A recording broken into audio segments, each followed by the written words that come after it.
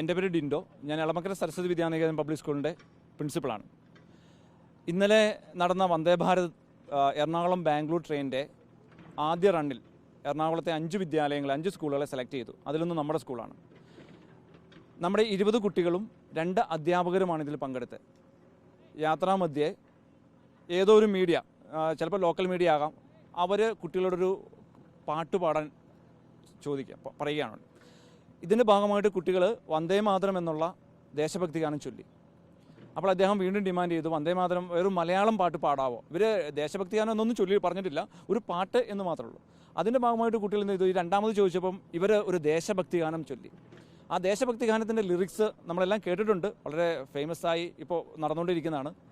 പരമപവിത്രമതാമീ മണ്ണിൽ ഭാരതാംബയെ പൂജിക്കാം, പുണ്യവാഹിനി ചേതനമേക്കും പൂങ്കാവനങ്ങൾ ഉണ്ടിവിടെ.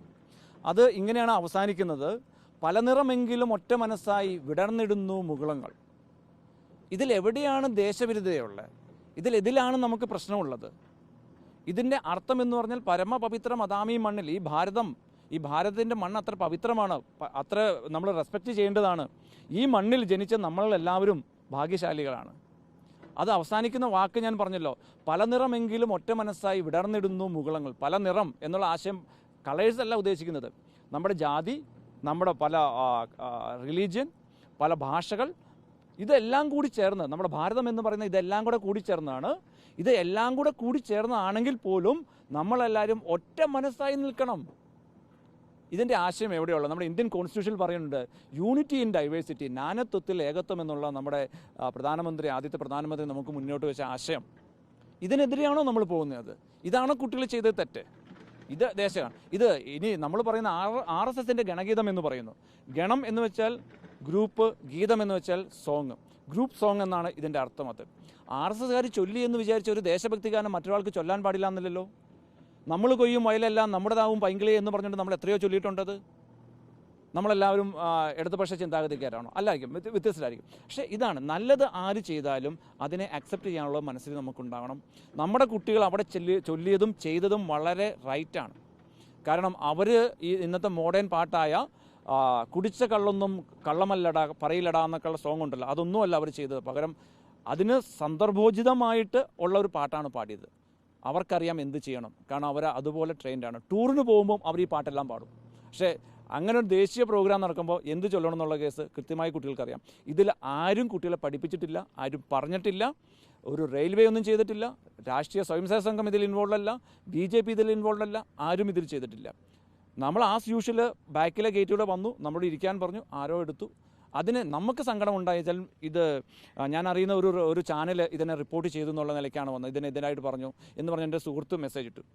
അപ്പോൾ നമ്മളിത് നോക്കിയപ്പോൾ നമ്മൾ പറഞ്ഞു ഒരു പ്രശ്നമില്ല, കാരണം വെച്ചാൽ അവരുടെ സൈഡ് പറഞ്ഞു നമ്മളിതിനെക്കുറിച്ച് വറിയിടാവണ്ട. നമ്മൾ റെയിൽവേയുടെ സൈറ്റിൽ നോക്കുമ്പോൾ അത് അവിടെ തന്നെ ഉണ്ട്. എന്നാൽ കുറച്ച് കഴിയുമ്പോൾ ഒരു അരമണിക്കൂറിനുള്ളിൽ വീണ്ടും അടുത്ത സുഹൃത്ത് വിളിച്ചിട്ട് പറഞ്ഞു, സാറേ അത് ഡിലീറ്റ് ആയി കേട്ടോ എന്ന് പറഞ്ഞു. ഇതാണ് നമുക്ക് സങ്കടം ഉണ്ടാക്കിയത്. എന്താണെന്ന് വെച്ചാൽ കുട്ടികൾ ചെയ്ത ഒരു നല്ല കാര്യത്തിനെ റെയിൽവേ അവരുടെ സൈറ്റിൽ നിന്ന് എടുത്തു മാറ്റി, എന്തോ കാരണങ്ങൾക്കുണ്ട്. അപ്പോൾ നമ്മളിതിനെ നമ്മുടെ റെപ്രസെൻറ്റേഷൻ നമ്മുടെ ഹയർ അതോറിറ്റി അറിയിച്ചിട്ടുണ്ട്. പ്രധാനപ്പെട്ട അതായത് നമ്മുടെ ബഹുമാനപ്പെട്ട പ്രൈം മിനിസ്റ്ററുടെ ഓഫീസിലേക്കും റെയിൽവേ മിനിസ്റ്ററുടെ ഓഫീസിലേക്കും സുരേഷ് ഗോപി സാറിൻ്റെയും ജോർജ് കുര്യൻ സാറിൻ്റെയും ഓഫീസിലേക്കെല്ലാം നമ്മൾ ലെറ്റർ അയച്ചിട്ടുണ്ട്. അതുപോലെ തന്നെ സദേൺ റെയിൽവേയുടെ സൈറ്റിലേക്ക് നമ്മൾ ലെറ്റർ അയച്ചിട്ടുണ്ട്. അതിൻ്റെ ഭാഗമാകാം ഒരു 7 മണിയായപ്പോൾ സദേൺ റെയിൽവേയിൽ നിന്ന് എനിക്ക് കോൾ കിട്ടി, നിങ്ങളുടെ പോസ്റ്റ് റീപോസ്റ്റ് ചെയ്യുന്നു, റീട്വീറ്റ് ചെയ്യണം എന്ന് പറഞ്ഞുകൊണ്ട് റിക്വസ്റ്റോട് കൂടിയിട്ട് വന്നു. അത് എന്തായാലും നമ്മൾ ചെയ്തു. ഇന്നലെ വൈകിട്ട് നമ്മൾ ഇതിനെക്കുറിച്ച് മെസ്സേജൊക്കെ ഇട്ടു. നമുക്കിതിൽ ആരോടും വിരോധമില്ല, കാരണം നമ്മളെല്ലാവരും പല ആശയമുള്ളവരാണ്. പക്ഷേ കുട്ടികളെ ഇതിലേക്ക് വലിച്ചിഴച്ചതാണ് പ്രശ്നമുണ്ടായത്. അതുമാത്രമാണ് നമുക്ക് പറയാനുള്ളത്.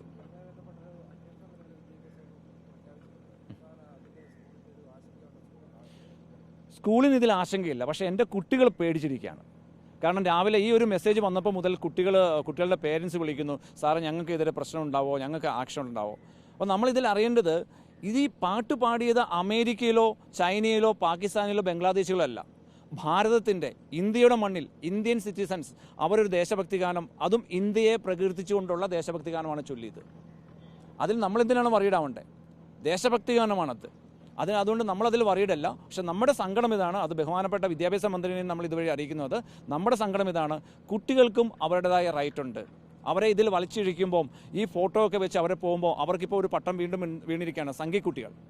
നമുക്ക് അങ്ങനെയാണല്ലോ. ഇപ്പോൾ ദേശഭക്തി ഗാനമൊക്കെ ചൊല്ലിക്കഴിഞ്ഞാൽ സംഖ്യകൾ എന്നുള്ള വാക്ക് വരുന്നു. ഈ കുട്ടികളെ ഇത് വെച്ചാൽ കുട്ടികൾക്കും അവകാശങ്ങളില്ലേ? കുട്ടികൾക്കുമില്ലേ അവിടെ ബാലാവകാശ കമ്മീഷനല്ലേ ഇതിനെതിരെ നോക്കാൻ വേണ്ടിയിട്ട്? അപ്പോൾ ആർക്കെതിരെയാണ് നമ്മൾ കേസെടുക്കുക, അന്വേഷണം വെക്കുന്നത്? ഈ കുട്ടികൾക്കെതിരെ, ഈ വീഡിയോ പ്രചരിപ്പിക്കുന്ന ആളുകൾക്കെതിരെയാണോ വിദ്യാഭ്യാസ മന്ത്രി അന്വേഷണം പ്രഖ്യാപിക്കാൻ പോകുന്നത്, അതെയോ സ്കൂളിനെതിരെയാണോ എന്നൊന്ന് ചിന്തിക്കുന്നത് നല്ലതായിരിക്കും. പക്ഷേ ഇത് മുന്നോട്ട് പോവുകയാണെങ്കിൽ വിദ്യാലയത്തിന്, സ്കൂളിന് നിയമപരമായ നടപടികളിലേക്ക് മുന്നോട്ട് പോകേണ്ടി വരും എന്നാണ് എനിക്ക് പറയാനുള്ളത്.